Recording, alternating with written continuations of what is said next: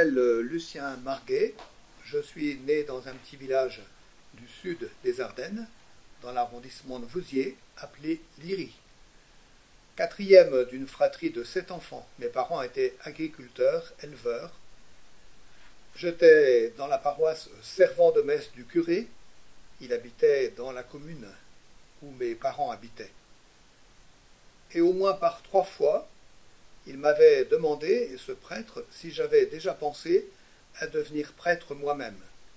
Et je n'avais jamais répondu à sa question. Jusqu'au jour où, avec sa moto qu'il utilisait pour se déplacer, il a glissé sur une plaque de verglas et s'est tué. Je me vois encore, enfant, dans la chambre de ce prêtre où le corps de ce prêtre reposait sur un lit, lui donner alors secrètement ma réponse. Oui, j'accepte d'envisager d'être prêtre. Mes parents ont accueilli positivement mon projet, ma mère a pleuré, et mon père m'a conseillé de demeurer libre dans l'approfondissement de ma vocation. Je suis alors rentré au petit séminaire à Reims, en même temps que plusieurs autres jeunes du Vouzinois, dont Philippe Marniquet, avec qui j'étais élève au collège de Saint-Louis, à Vouziers. J'ai donc bien sûr vécu en internat, l'internat que j'ai apprécié. Tandis que mes congés d'été étaient occupés à aider dans les champs, à ramasser les gerbes de blé, je me suis aussi très vite investi dans des camps ou colonies de vacances, comme moniteur. Ce qui m'attirait dans l'appel intérieur à devenir prêtre, c'était le fait d'être proche des gens, de les accompagner, en particulier au moment difficile de leur vie. Je ressentais déjà à cette époque combien l'écoute et la bienveillance sont des attitudes humaines importantes, réconfortantes. Pourquoi prêtre diocésain? Comme on dit, prêtre séculier. Dans mon enfance et ma jeunesse, je n'ai vu que la figure pastorale de mon curé. Je le voyais célébrer la messe et les sacrements. Je me confessais à lui. Je le voyais visiter des familles, s'intéresser aux travaux des champs, nous expliquer Dieu et la religion au catéchisme. Être lié à un diocèse, à une région, à une époque, me convenait bien, d'où prêtre séculier du diocèse de Reims.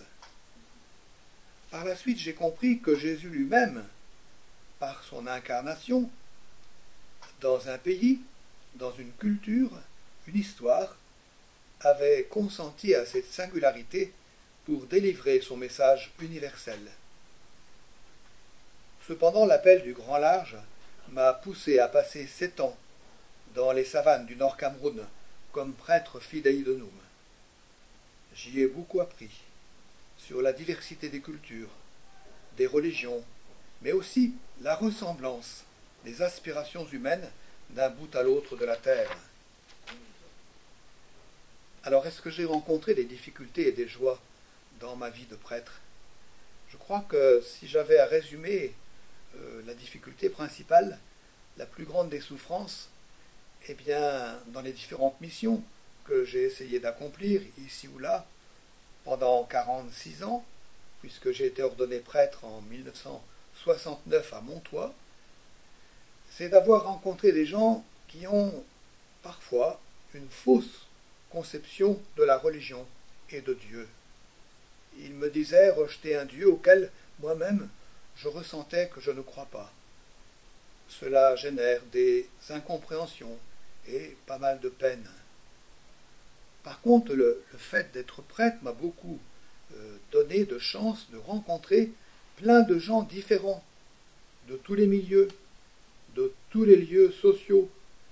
Et ils m'ont donné, ces gens rencontrés, la joie de bénéficier de leur confiance et de recevoir souvent leur confidence. Approcher ainsi l'âme humaine dans ce qu'elle a de plus profond a été, dans ma vie, un véritable ressourcement à l'Esprit Saint qui ravitaille les frères et sœurs en humanité, de son courage, de sa persévérance et de son espérance. La rencontre que fait Jésus d'une Samaritaine au bord du puits de Jacob inspire beaucoup ma façon d'être, d'écouter, d'accueillir, de me glisser dans les occasions qu'offre la vie au jour le jour. L'eau du puits que sollicite Jésus à cette femme, c'est pour moi comme le symbole de l'humanité qu'il a en commun avec elle et que j'ai en commun avec les autres humains. Le prêtre, en effet, a d'abord à cultiver au mieux sa propre humanité et ainsi à se sentir en communion avec toutes les personnes avec lesquelles il fait un bout de chemin.